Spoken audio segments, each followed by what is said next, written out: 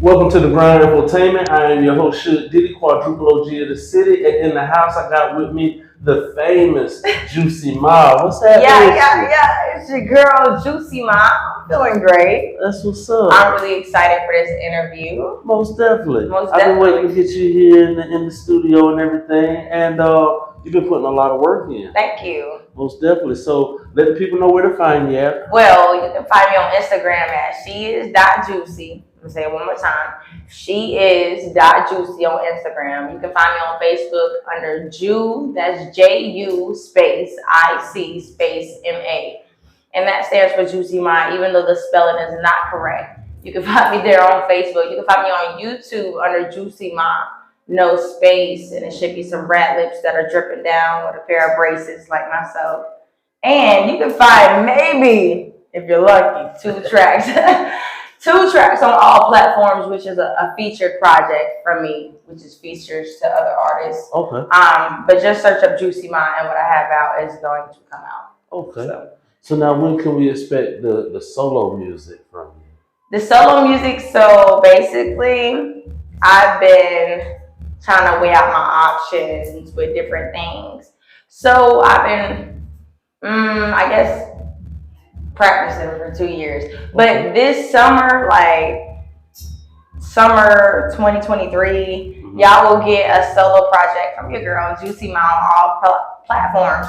It's going to be a definite, diverse project. Okay. It's not going to be one set tone. It's going to be what you normally expect from me. But it's going to be some real life lesson music in there as well. As far as pain and healing and just different types of things. Most definitely. So that's coming this summer, 2023. Okay. Now, so who are some of the artists that you've collaborated with on the music that's out now?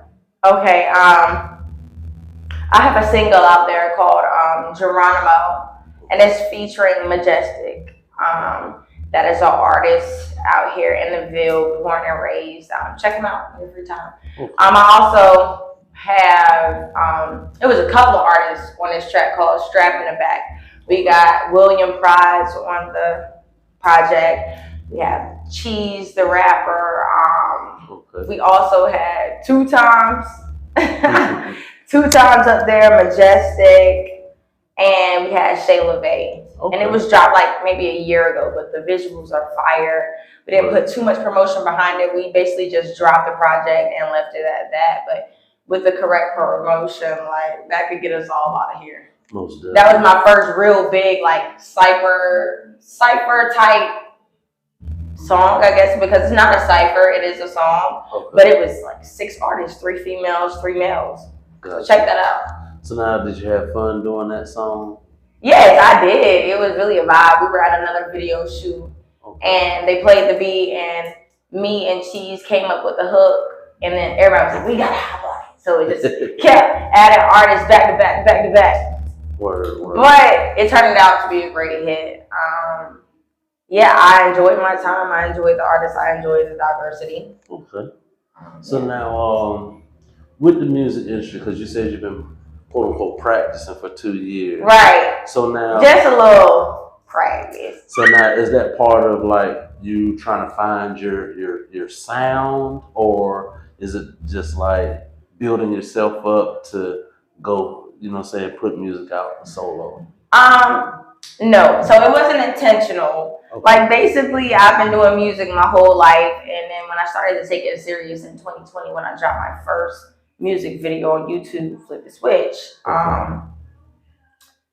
I was literally like just doing the hobby that I love. Like I love making music. It was very therapeutic for me. It wasn't really something that I was taking serious as a career. Yeah. Okay, after I retired out of the military, after I retired out of the Army and came back home, I know my city's a music city, Fayetteville 26, like rappers everywhere. So I'm like, man, I started here in Tennessee on post from military stuff, but let me just go home and see what happens. Okay. So I started doing live shows and going to the studio and setting up my BMI and just learning the correct way how to set up an industry song, which Barry Williams taught me in Red Room downtown Fayetteville. So check him out and shout out to Barry Williams for that, because before that, I was just making music and the way that it sounded good to me. I didn't know how to make a song, honestly. I didn't know it was a structure, but I was taught along the way, and I'm grateful for that. But now, like, I know too much, you know what I'm saying? So I'm like a sponge. I was absorbing everything. And I'm like, wow, you need to do this, you do that, you need to have marketing. It's not so about like a manager or a label anymore with independent artists. It's really about lawyers, LLCs, paperwork, black and white, BMI, copyrights. Make sure everything's in line, make sure things are right and original, and have your lawyers intact. It's not really about managers or label anymore because independent artists are taking their own route, like really taking control of their whole vision. And that's just where I am right now. Okay. So now, speaking of like independent versus established industry artists, do you feel that as you further along in your career that you want to remain an independent artist, or do you think that you're willing to consider the industry offers when they start coming in? So the industry offers are definitely going to be considered regardless. But I do wish to stay independent for most of the time because, I mean, these contracts, they get really in detailed and in fine print. And if you know what that means, you know what it means. And I'm not just trying to get caught up in the rap. Like, I can take my time with it. Like, being in the military, like, I'm not signing my name so easily anymore. Like, contracts mean a lot. Read them, understand them. If you don't understand them, get your lawyer, get somebody to second opinion it, better explanation or whatever, because this is your money, this is your career, this is your brand. What if you build it all and you sound it away and then like they're like, hey, I own this name now. Like, we know so many legends that went through that. I can't do it. Like, my blood, sweat, and tears went into my brand, you know, over the years, just growing. It really started out as therapy, but now, like, I know for a fact I can do this. Most definitely. So now, at the point when you decided to make it a career, like, what was the motivation behind it? Like the transitioning from a hobby to a career?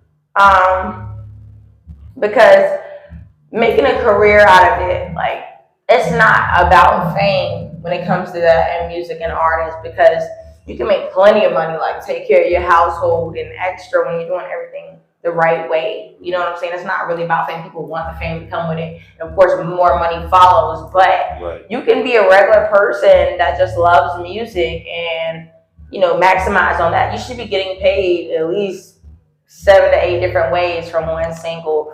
If you're performing it, if it's registered, if it's in your name, if you're, you know, if you know what you're doing, really. If not, you can get cheated out of that. But for the most part, like, forget the fame. As long as I'm doing it right and I love it and it's helping me and it's therapeutic to me and it's what I love, it's my passion, and it's definitely making me money, like, hey, that's enough. Word. So. Okay. So now, do you ever have times where you second guess getting into the music? All the time. Like, that wouldn't be realistic if I said, no, I never second guess it. No, like, yo, I probably quit more than y'all think. But when something's a passion to you, it's like a fire that just won't go out. You know what I'm saying? And if you hold it inside, it's going to burn you up. So you got to let it out. So that's where I'm at with it. And then, you know, you're supposed to tell your story. You're supposed to tell your testimony to help the next person out. You never know who you're helping. And it's also a release. So I just see it as a win-win situation. Like, hey, sometimes you might feel a little discouraged. You might need to sit back, take a break, rebrand, rethink. And if it's for you, it's for you. You're going to push it. Most definitely. So now let me ask you this. Excuse me. So do you feel that it's easier to collaborate with another female artist or with male artists? So naturally, it's easier to collab with another female artist, but it can also be just as hard in the same hand. Okay. But definitely with the generation of females that we're in the moment and power movement of females that we're in, which is very sexualized, very sexy, very everything, it's kind of difficult to work with a man because you have to have somebody that's really driven and focused and really there to work and not have any other motives or intentions, because it can get thrown off and messy really quick and then you don't want to throw the wrong message out. You don't want to be in any situations that you didn't intend to be in. But females, like, it's more easy because obviously I'm a female, but sometimes it can get really competitive. So you have to watch out for intentions as well with females. Definitely when you're staying local. But as far as once you shoot off and you're in the industry, I think it's just safer to work with females. Definitely, because people talk about how wicked Hollywood is and all this stuff. I just rather work with a female. But if you're a fire, focused, mature, professional man in the industry, I have no problems. Most definitely. So now, with the Fayetteville music scene, there's a lot of debates as far as like what is keeping Fayetteville from really skyrocketing out there in the scene. So I'm gonna ask you, in your opinion, what do you think or feel the Fayetteville music scene is lacking? Support. Like, if you want support, you gotta give support, and it's just that simple. Once you support the next artist or the next person next to you in your city that's working just as hard as you and putting just as much as effort in their craft as you, it's easy to support you back. You know what I'm saying? It's the people that, you gotta beat with a stick to support you that it gets crazy. Like, wow, I will give you the shirt off my back and you can't even give me a free share, like trying to help me push my brand. But also, some people don't understand life is really different for everybody. So it's not even that I charge it to every person anymore. I used to take it personal. And I know that the go hard artists will take it personal because they're putting their 100% in it. But you just gotta do you. If you keep focused and do what you're supposed to do, the support's gonna follow. And if they don't, then they're just gonna miss it. But once you blow, then they're gonna try to hop on the bandwagon. But it's okay, like, it's totally fine. I think we fall short with jealousy. I think we fall short with janky promotions, and that's just being real. You know what I'm saying? If we really took care of one another and we really did it the honest way, even if you needed an extra dollar, like, hey, I'm short on something, but this is the vision and this is my, connection I have for you all. I just need you to invest this, or, it would be fix the communication, it would be better. And fix your intentions, because I generally want to see everybody win, whether it doesn't matter the genre, it doesn't matter the race, it doesn't matter the gender, you know what I'm saying? So I don't know, you gotta know who you're working with, who you're around. Everybody's not gonna give you that love, you know what I'm saying? You're not gonna have the support always, even if you're the one, you know what I'm saying? You gotta keep going regardless. Most definitely. So now, for any person out there that's aspiring to become an artist, what is something that you would offer them to take into consideration?